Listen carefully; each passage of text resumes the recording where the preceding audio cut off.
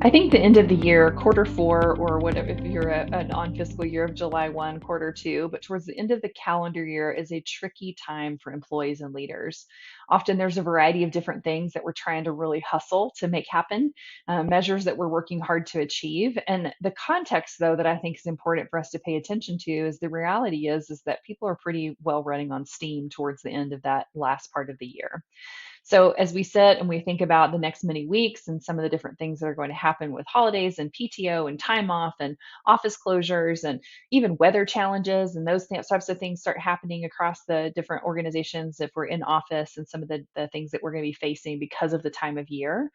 I would invite you to consider the reality of what you can ask people to do to what they will be able to achieve. So, to me, this is a great opportunity to be able to help people set reasonable goals given the context of their energy, their time off, just some of the different things they might be juggling. You know, you might have workers that are just having some cold and flu symptoms and they're not coming to work because we're entering into that time.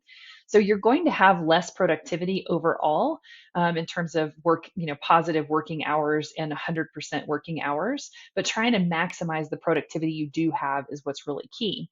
And so, reasonable expectations, helping people to understand why you might be making some adjustments is going to be key, helping leaders to also take into consideration how they're producing and showing results and what their expectation and accountability might shift to be as we end the end of the quarter. This is also a great time for celebration and really pausing and saying, look what we've achieved. And that might just be in the last quarter. It might be a boost just to say, hey, we're continuing, we have a lot to do and a lot to continue as we move into the next year, but we're excited about what we have accomplished. And let me recognize and say thank you. The spirit of gratitude is really critical, and the spirit of I see you, I recognize this.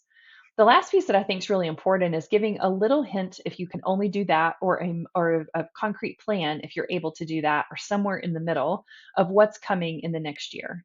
So at this time of year, I think it's really interesting. You think about people are going to be engaging with their family members, sitting around tables, talking about, hey, how's work? How's that job going? I know you have a promotion or you took a new gig, or wow, you've been there for 25 years, right? Somebody in their support team and their personal team is going to be asking some questions about that. And if you have let them sort of, kind of skate to the end of the year on fumes, right? You've been just asking them about things after thing after thing and push, push, push, push, push, and they haven't had an opportunity to celebrate, take a breath, have realistic expectations, or if they don't know what's coming, the odds are is they're going to have a harder conversation with their family member or their friend talking about things over the holidays.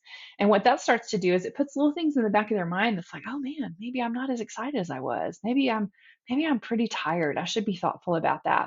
And we already know that workers are looking for other jobs, they're looking for other opportunities where the grass might seem greener.